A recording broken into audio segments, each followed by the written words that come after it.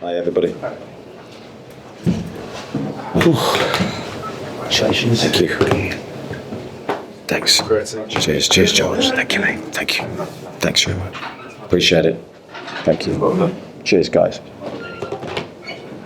They get those passports all done. Yeah, something like that.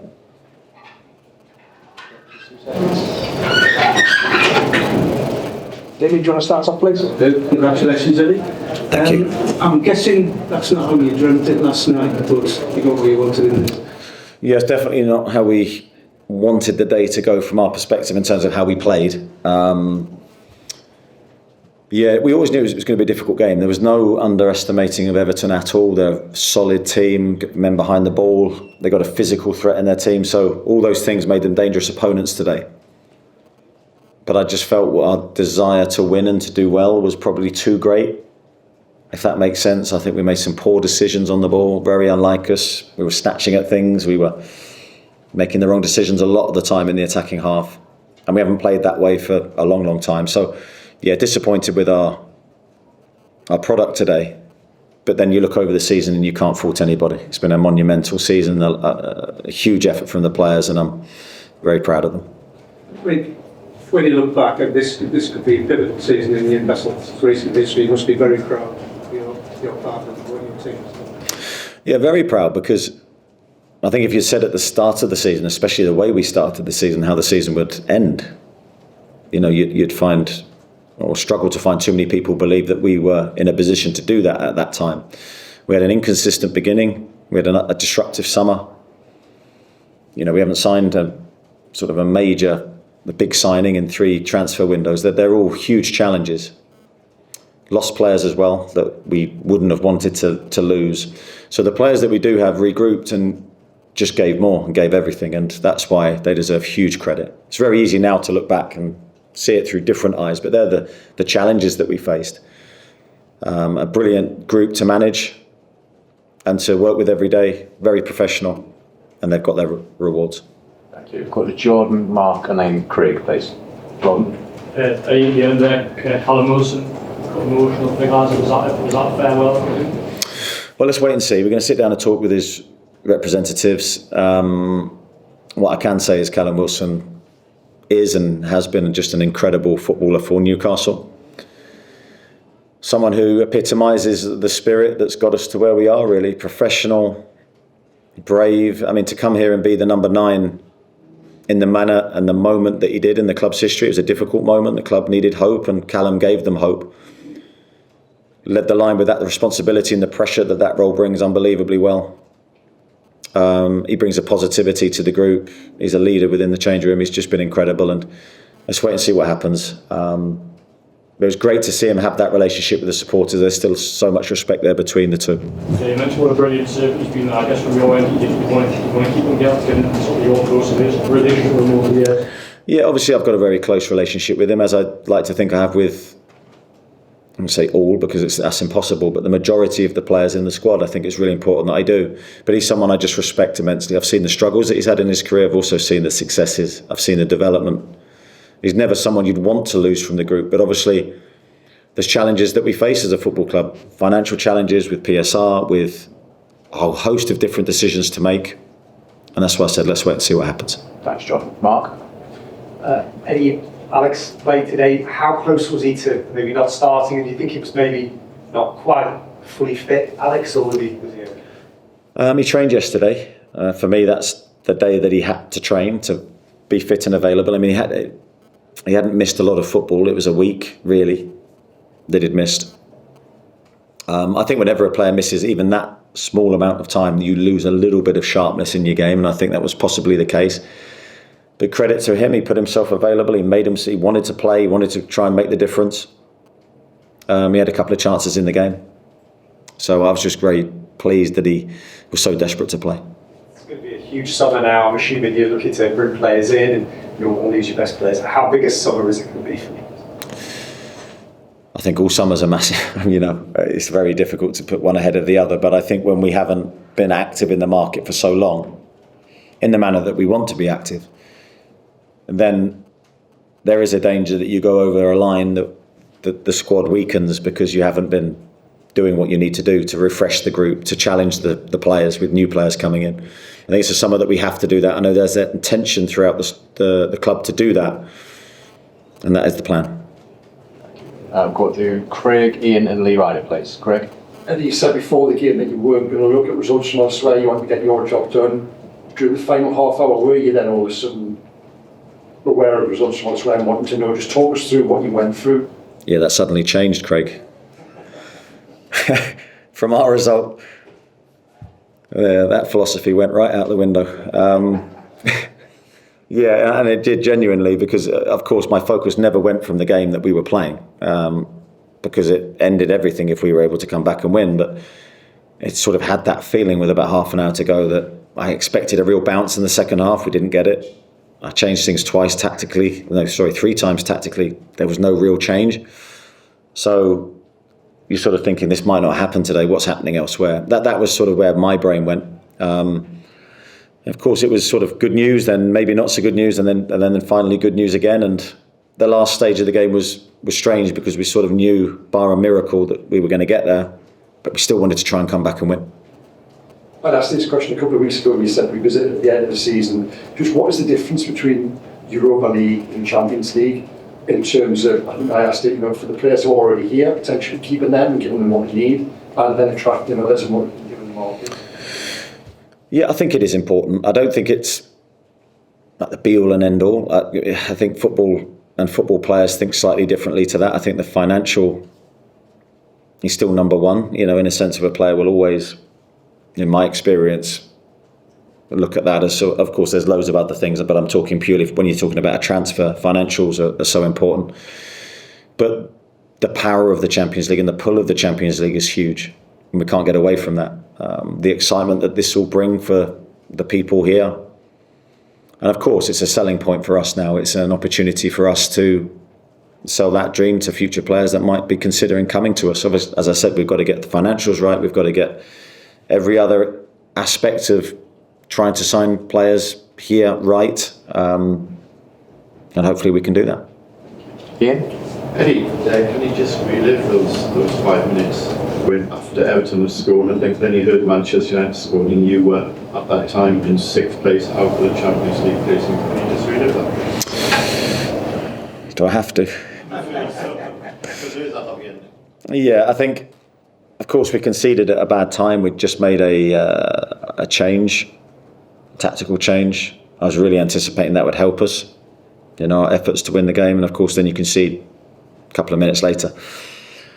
And then you hear, we're sick. I sort of got that message that was confirmed, and you're thinking this could turn into a bit of a nightmare for us if we're not careful. But I think when you look at my position and my role in this, whenever there's stuff flying around, you've got to try and keep your cool. You've got to try and stay calm and make good decisions, and that's what I tried to do. Obviously not good enough decisions because we didn't come back and win, but trying to stay calm and just hoping for a bit of luck elsewhere, really, in the end. Thank you. Lee? Eddie, how quick can things happen in terms of transfers? How quick do things need to happen, given other rivals have already started transfer business? Yeah, speed is key for us, and I've reiterated that many times internally. Speed is key because we have to be dynamic. We have to be ready to conclude things very, very quickly, because good players don't hang around for long. That's always been my thought and my message on recruitment, really, because you can have a period where you think you've got time, but then you can look around very quickly and realise that time's elapsed and you've missed opportunities that you won't get again. So that's what we'll be trying. But obviously the reality of that is it's not always in your hands, but we'll be doing our best to do things early. And I appreciate it is still after the final whistle, but I remember asking you this in Japan about Newcastle. Could they make a signing like an Alan Shearer back in the day? Do you still think that they can't do that, or does this now give you the ticket to do something like that? It just means what you mean by Alan Shearer, really. Top-notch, 5-star quality player from the football club, I guess. Yeah, I think if he's already established, I think the wages and the financial package becomes difficult for us, speaking honestly. So as much as we would want, of course, much easier for me to bring in a ready-made, established, world-class player. But I don't think we've done that since I've been here, because we haven't been able to financially. We're not in the position of the other clubs. We have to bring them in and then try and make them that. I don't envisage that changing because of the PSR restraints on us. Thank you. Front row. Do you think the return of the Derby game is going to make life any more difficult for you as a manager? I'd almost forgotten about that, to be honest, in amongst today. But of course, that was there yesterday, and make it more difficult. I think the Derby games are obviously very intense games, and they are challenging for both teams. But I think we'll have the attitude that we'll look forward to it, and I think it's great for the area. I think it brings more energy and drama to the games. So let's bring it on. George? This is a bit of a silly question, but I think that must be the best defeat of your career. Yeah, I mean, I'm miserable as you like when we lose, and especially if we don't play well. So that's a double hit for me today, which I'll have to absorb. But then I've sort of got this nice feeling as well, which I'm battling internally. But I think I've got to try and lose this and bring more of the good feeling back, because it's been an unbelievable season. And I have to look at that in context and go, if you'd have said in the summer, which was turbulent, which was difficult, what we would have gone on to achieve, I probably wouldn't have believed you in that moment. So, yeah, a great season, one I'll always remember. I know you said it's not, the Champions League is not sort of the or end all, but I said that beforehand. Oh, did I just say it then? Okay. But like, you can paint an alternative history post Wembley where it's job done in terms of trophy, in terms of Europe, everybody parties. But, you know, the attitude that, I mean, you made no secret that the Champions League was the target. The players have talked about it repeatedly. Can you talk a little bit about that sort of moment after Wembley, and how and why you've been able to target it in the way you have? Yeah, I think the reaction after the cup final was pivotal, and we sort of knew it because we had a massive high. You had the bus parade, which was another massive high, and then you're thinking, right, how are we going to come down from this? What's the reaction going to be? There were concerns from me that would be the case. It would be like massive high and then drop off, and then season fizzles out. Always remembered for the cup win, but just a bit of disappointment and regret in the league. But I think it boils down to the players' mindset. I saw a real confidence lift from what the cup final brought us. It gave us a we can beat anybody feel. Came back and played really, really well. Never looked back, really. So I think the win against Liverpool did us so much good, and I think that will help us again next year in our internal belief in what we're capable of, I hope. And that's how it had to be used for the positive.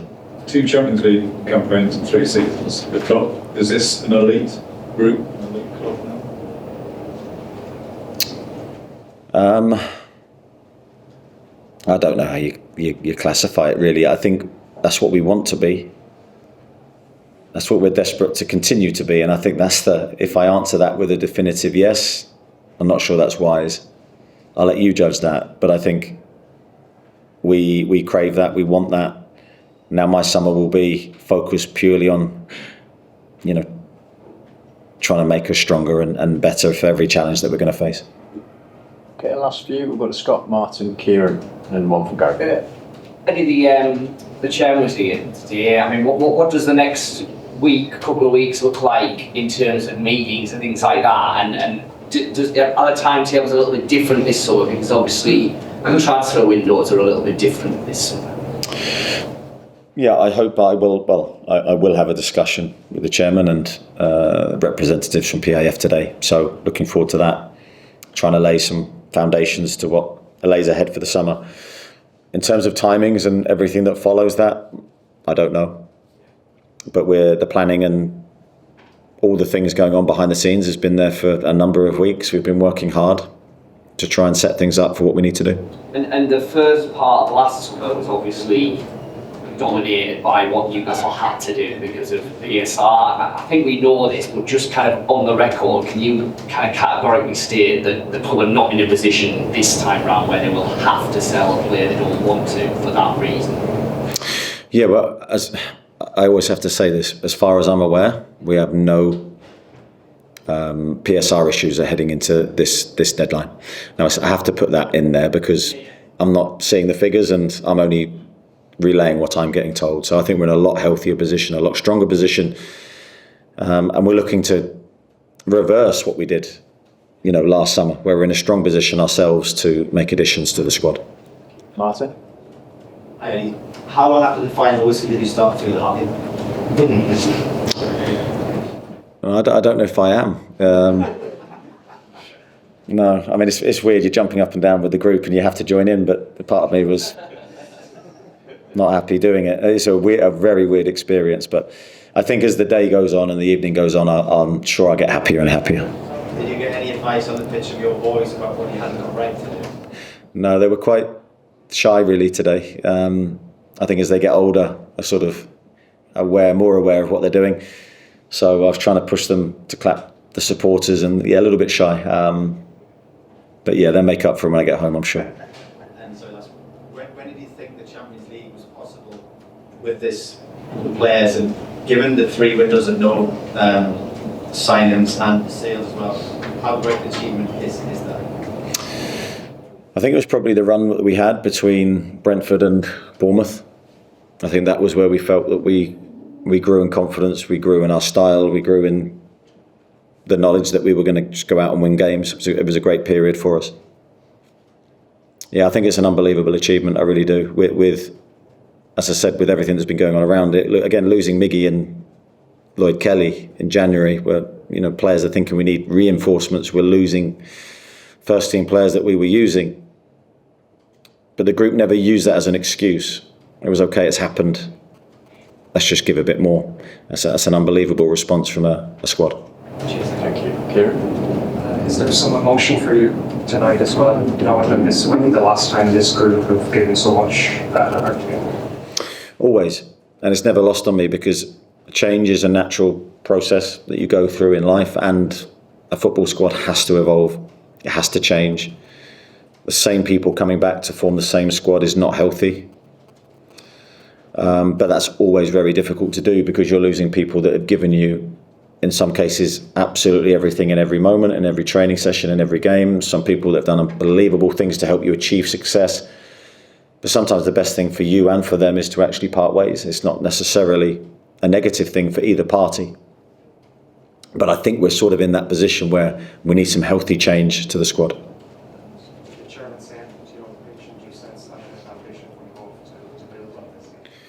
Yeah, I think the chairman, whenever I speak to him, is very focused on success and achieving and winning. And he always leaves me in no doubt that that's what he wants. So I'm working towards it. Thank you. Last one, Gary? Are you ready? Are you already relishing the pressure and challenge of trying to top this season, next season? Oof, give me a second. Yeah, it's part of football, isn't it? It's as soon as the cycle comes round, it's something's achieved, it's what's next. I'm used to that, and I think I'll enjoy the summer because we've achieved great things, but I know the challenge only gets bigger. Thank you, everyone. Thank you. Cheers. Thank you. Thanks for your help this year. Thank you. Really appreciate it. Thanks.